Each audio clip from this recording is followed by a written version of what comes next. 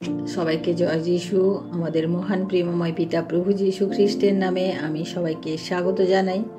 আসুন আমরা ঈশ্বরকে ধন্যবাদ করি, তার অনুগ্রহ দয়াতে এই সময় আমরা তার সম্মুখে উপস্থিত হতে পেরেছি। তাই আসুন আজকে ঈশ্বরের বাক্যপাঠের মধ্য দিয়ে, তার শিক্ষা লাভের মধ্য দিয়ে আমরা আজকে আমাদের প্রার্থনা শুরু করি।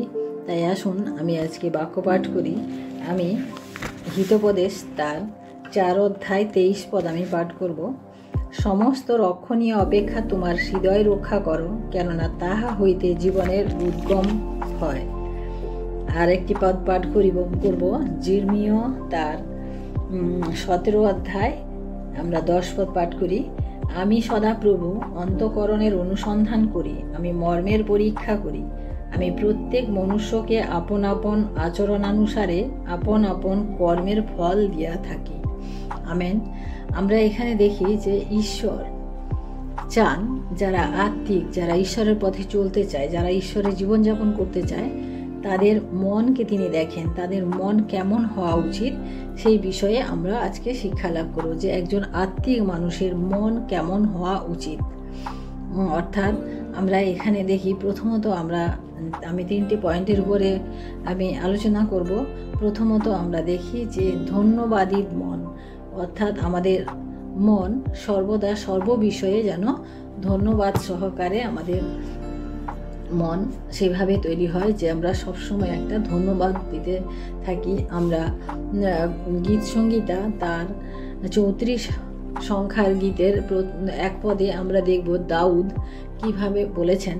দাউদ কি বলেছেন? আমি সর্বসময়ে সদাপ্রভু ধন্যবাদ করিব, তাহার প্রশংসা নিরন্তর আমার মুখে থাকিবে। অর্থাৎ তিনি সর্বসময়ে যখন আনন্দে থাকবেন তখনও তিনি ধন্যবাদ দেবেন, এবং যখন তিনি দুঃখে থাকবেন তখনও তিনি ধন্যবাদ দিবেন। অর্থাৎ তিনি বলছেন যে সর্বসময়ে তিনি ধন্যবাদ দেবেন। আমরা দেখি এখানে সাধু পৌল প্রথম থিসলনিকীয় তার 5 অধ্যায় 18 পদে আমরা দেখি যে সাধু পৌল এখানে কি বলেছেন? সর্ববিষয়ে ধন্যবাদ করো, কারণ খ্রিস্ট যিশুতে ইহাই তোমাদের উদ্দেশ্যে ঈশ্বরের ইচ্ছা। অর্থাৎ সাধু পৌল এখানে বলেছেন যে সর্ববিষয়ে, মানে প্রতিটি বিষয়ে আমাদের যেন ধন্যবাদ থাকে। আমরা ধন্যবাদ দেওয়া ব্যাপারটা নিয়ে আমরা যখন নতুন নিয়মে সেই 10 কুষ্ঠীকে দেখি যাদেরকে প্রভু যিশু সুস্থ করেছিলেন, সেই 10 কুষ্ঠীর মধ্যে আমরা দেখি যে একজন মাত্র ফিরে এসেছিল, এবং একজন ফিরে এসে প্রভুকে ধন্যবাদ দিয়েছিল। আর বাকি 9 জন কি করেছিল? তারা চলে গেছিল। তারা আনন্দে তারা যে যা নিজেদের জায়গায় তারা ফিরে চলে গেছিল। কিন্তু একমাত্র একজন সে প্রভু যিশুর কাছে ফিরে এসে ধন্যবাদ দিয়েছিল। অর্থাৎ আমরা দেখি যে আমাদের জীবনে আমরা অনেক ঈশ্বরের অনুগ্রহ পাই, অনেক পরিত্রাণ পাই, অনেক মিরাকেল ওয়ার্ক, অর্থাৎ আশ্চর্য ঘটনা আমাদের জীবনের দ্বারা হয়, কিন্তু আমরা ঈশ্বরকে ধন্যবাদ দিতে ভুলে যাই। ধন্যবাদ আমাদের সর্বসময়ে আমাদের ধন্যবাদ দেওয়া উচিত।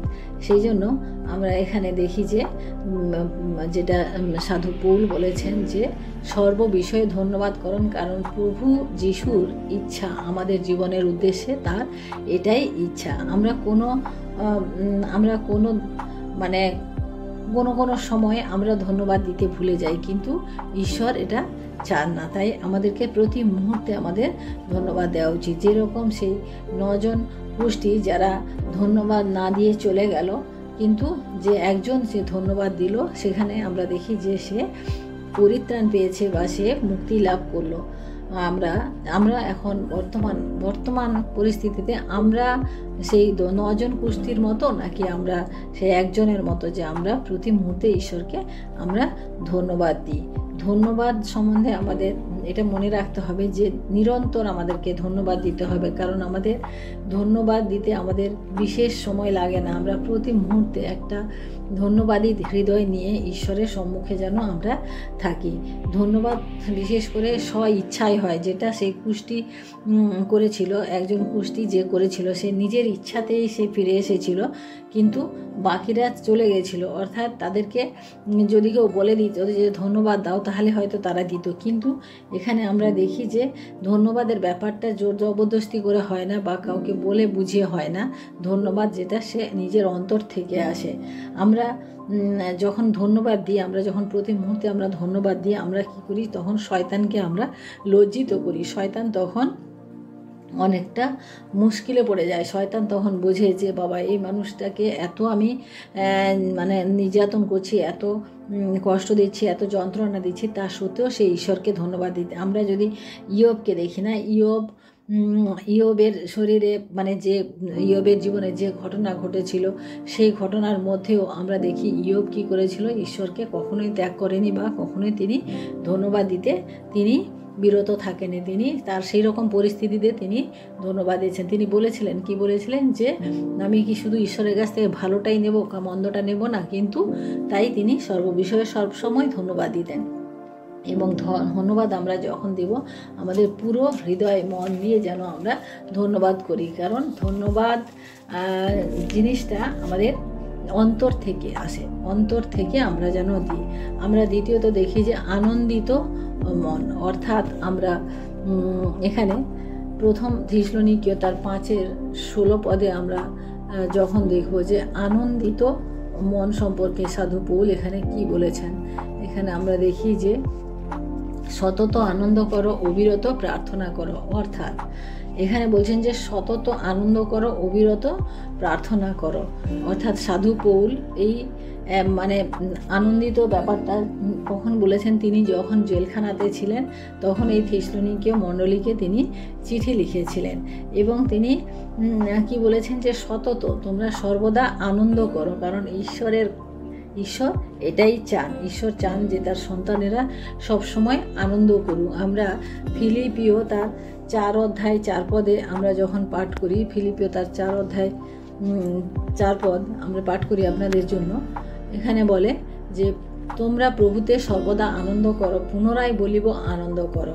অর্থাৎ সাধু পৌল যখন জেলখানাতে ছিলেন তখন এই চিঠিগুলো তিনি লিখেছিলেন এবং তিনি মানে এত কষ্টের মধ্যে থেকে, এত দুরবস্থার মধ্য থেকেও তিনি আনন্দ করার কথা বলেছেন, কারণ তিনি ঈশ্বরকে জানতে পেরেছিলেন, সেই ঈশ্বরকে বুঝতে পেরেছিলেন এবং ঈশ্বরকে যে ধন্যবাদ দিলে যে কি উপকার হবে সেটাও তিনি বুঝতে পেরেছিলেন।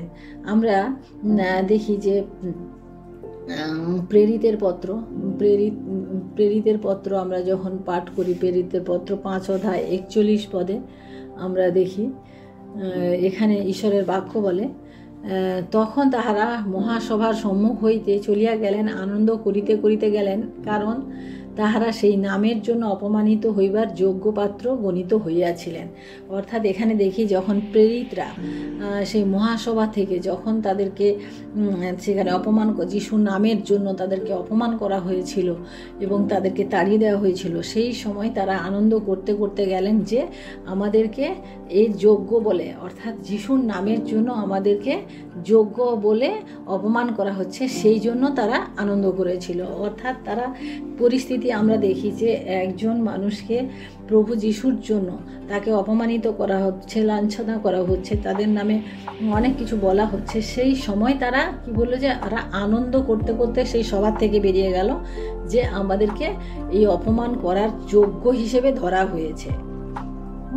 আমরা তৃতীয়ত দেখি যে আমরা মরিয়মকে দেখি না, যে যিশুর মাতা মরিয়মকে যখন স্বর্গদূত তাকে বললেন যে তুমি মানে একটি সন্তানের জন্ম দেবে এবং সেই সন্তানকে তোমাকে জন্ম দিতে হবে, কুমারীর গর্ভে সেই সন্তানের জন্ম।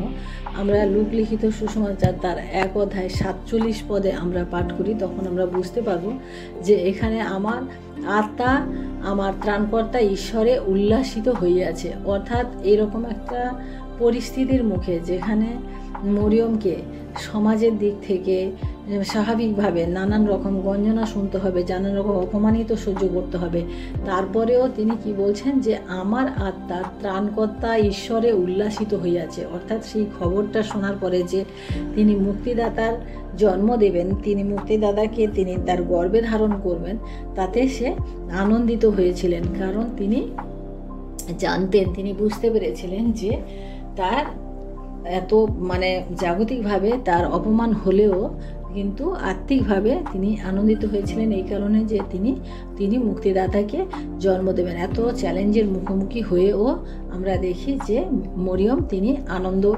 করেছিলেন। আমরা রোমীয় 12 অধ্যায় 12 পদ যখন আমরা পাঠ করি, সেখানে আমরা দেখি যে এখানে ক্লেশে ধৈর্যশীল হও, প্রার্থনায় নিবিষ্ট থাকো। অর্থাৎ আমাদের জীবনে যখন ক্লেশ হয় তখনও কিন্তু আমাদেরকে আনন্দ করার কথা এখানে বলা হচ্ছে। কারণ আমাদেরকে একটা আশা এখানে দেখি যে যখন প্রেরিতরা যখন বিভিন্ন রকম তাড়নার মধ্য দিয়ে যাচ্ছিলেন, তখন আমরা দেখি এখানে তারা আনন্দিত হতে বলেছেন। এখানে যে আশার জন্য একটা আমাদের জীবনে কি আশা? আমাদের জীবনে এই আশা যে আমাদের প্রভু যীশু আমাদেরকে একটা অনন্ত জীবন দিয়েছেন। এই যে আশা, এই আশার জন্য আমরা আনন্দিত হই।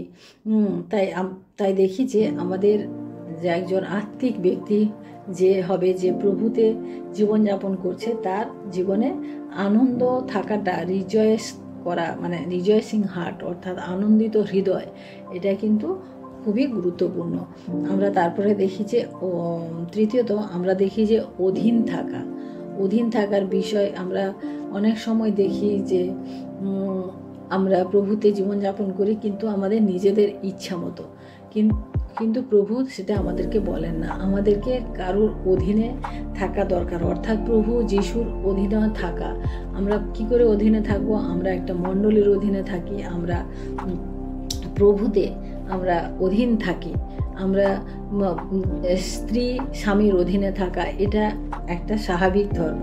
সন্তানরা পিতামাতার অধীনে থাকে এবং আত্মিক ব্যক্তি যারা, তারা আত্মিক পিতামাতার অধীনে থাকে। এইভাবে আমাদেরকে জীবনযাপন করতে হবে যাতে আমরা ঈশ্বরকে আমরা সন্তুষ্ট করতে পারি। কারণ ঈশ্বর আমাদের কাছ থেকে এটাই চান। আমরা ইব্রিয় তার 13 অধ্যায় 17 পদ আমি যখন পাঠ করব, এখানে আমরা দেখব যে এখানে কি বলা হয়েছে। এখানে হচ্ছে, তোমরা তোমাদের নেতাদিগের আজ্ঞাগ্রাহী ও বশীভূত হও, কারণ নিকাশ দিতে হইবে বলিয়া তাহারা তোমাদের প্রাণের নিমিত্ত প্রহরী কার্য করিতেছেন, যেন তাহারা আনন্দপূর্বক সেই কার্য করেন, আত্মস্বরপূর্বক না করেন, কেননা ইহা তোমাদের পক্ষে মঙ্গলজনক হয়।